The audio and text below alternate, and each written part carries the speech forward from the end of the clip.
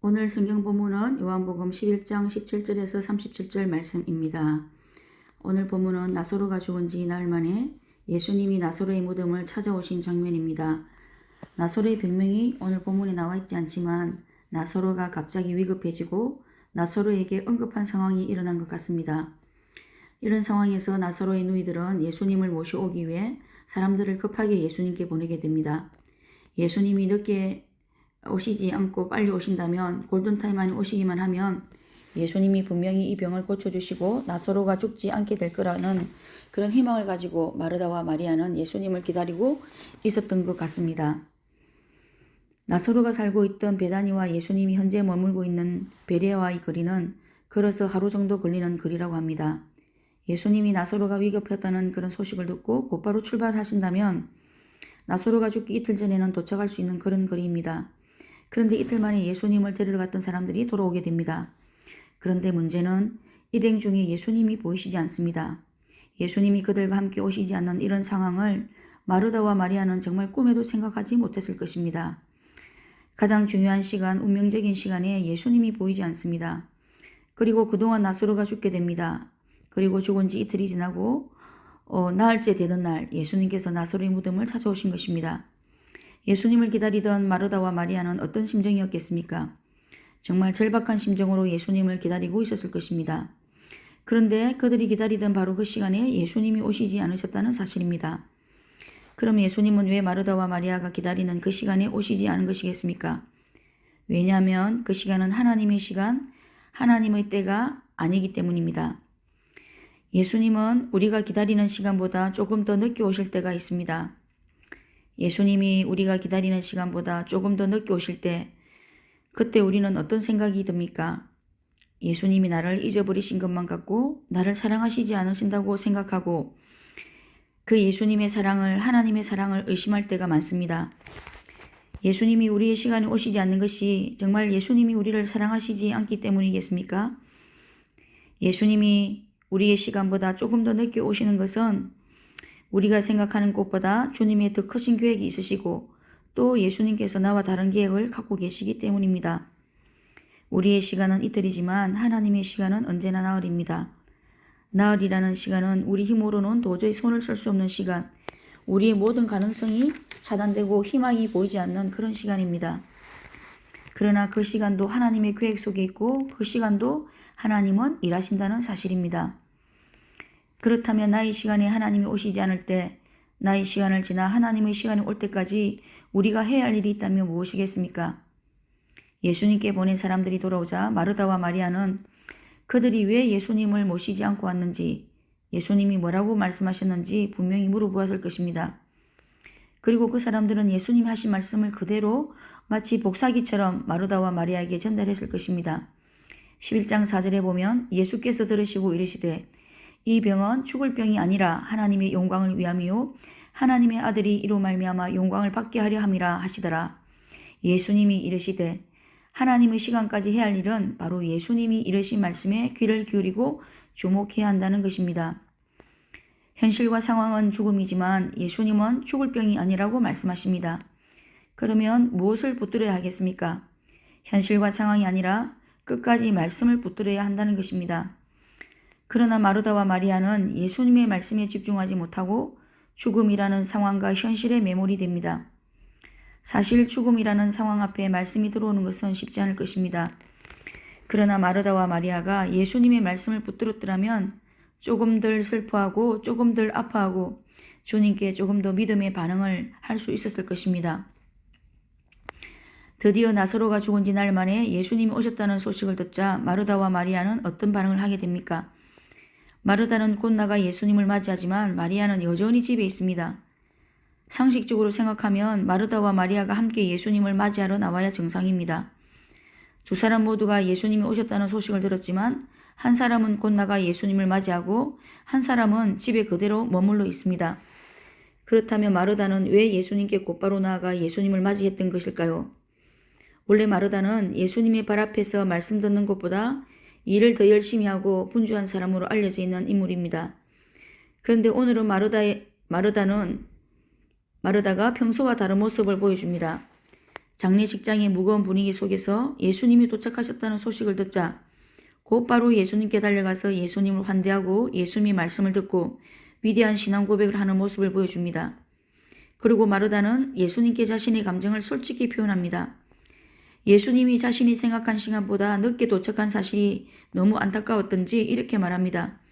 주님께서 여기 계셨더라면 내 오라버니가 죽지 않았겠나이다.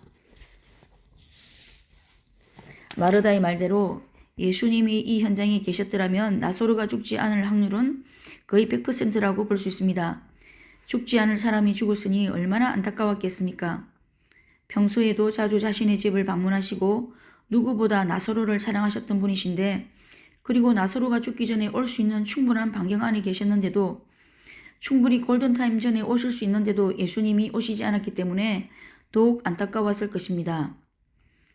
그런데 마르다는 이 안타까움 속에서도 너무나 충격적인 말을 합니다. 22절. 그러나 나는 이제라도 주께서 무엇이든지 하나님께서 구하시는 것을 하나님이 주실 줄 아나이다. 죽음의 상황 가운데 모든 것이 끝난 상황 가운데 나흘의 시간에 이런 시간에라도 예수님이라면 지금이라도 무엇이든지 하실 수 있다고 믿음의 말을 합니다. 상황과 환경은 이미 끝이고 지금과 다른 결과가 절대로 나올 수 없는 그런 시간이지만 그러나 예수님이라면 무엇이라도 하실 수 있습니다.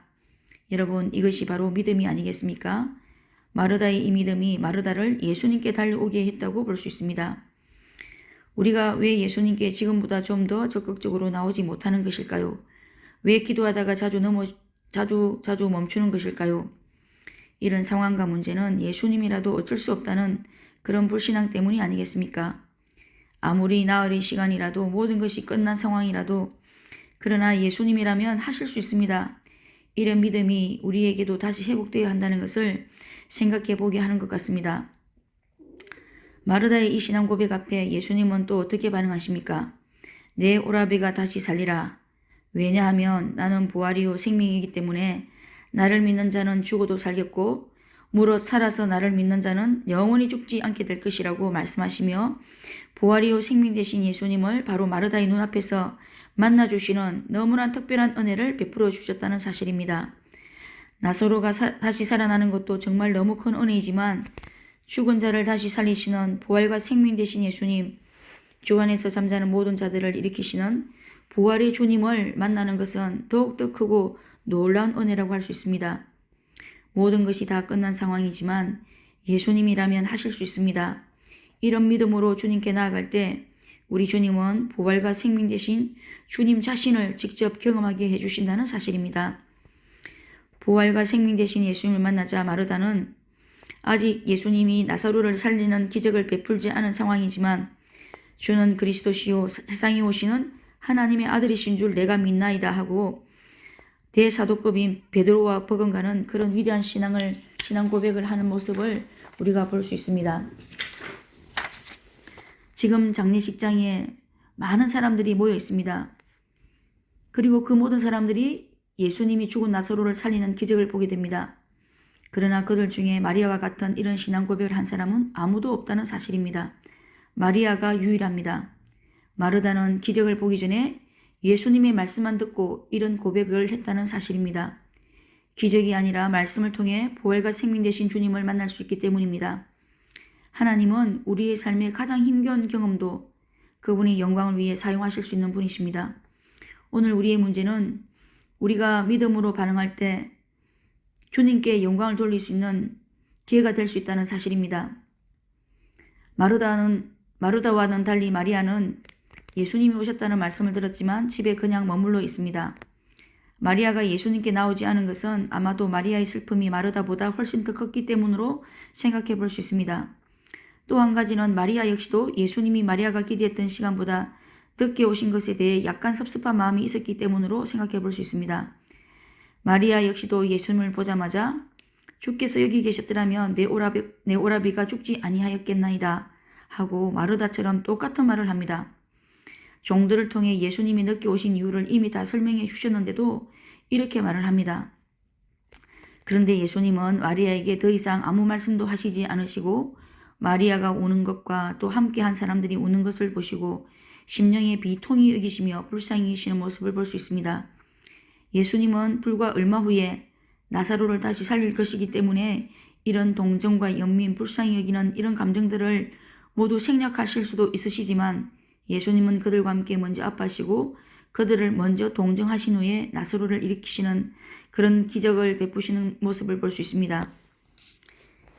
예수님은 부활과 생명의 주님이시지만 동시에 우리를 가장 불쌍히 여기시고 동정해 주시는 대제사장이시기 때문입니다. 히브리서 4장 15절 말씀, 우리에게 있는 대제사장은 우리의 연약함을 동정하지 못하실 이가 아니요 모든 일에 우리와 똑같이 시험을 받으신 이로되 죄는 없으시니라. 우리에게도 마리아와 같은 슬픔과 아픔, 남들이 알지 못하는 그런 안타까움이 있을 때가 있습니다. 이런 순간 기적보다 우리를 앞서 먼저 동정해 주시고 위로해 주시는 대제사장이신 예수님이 계심을 기억하고 예수님께 나아갈 수 있어야 합니다. 우리가 아파할 때 주님이 더 아파하시고 우리가 눈물 흘릴 때 주님이 우리의 눈물을 닦아주시고 함께 흘려주시기 때문입니다. 오늘 본문을 통해 우리는 예수님의 다양한 감정을 접할 수 있습니다. 예수님은 이 땅에 계시는 동안 연민, 분노, 슬픔, 좌절까지 자신의 깊은 감정을 솔직히 다 표현하셨습니다. 예수님은 우리의 다양한 감정을 직접 다 겪으셨기 때문에 그만큼 우리를 더욱더 잘 이해하신다는 사실입니다.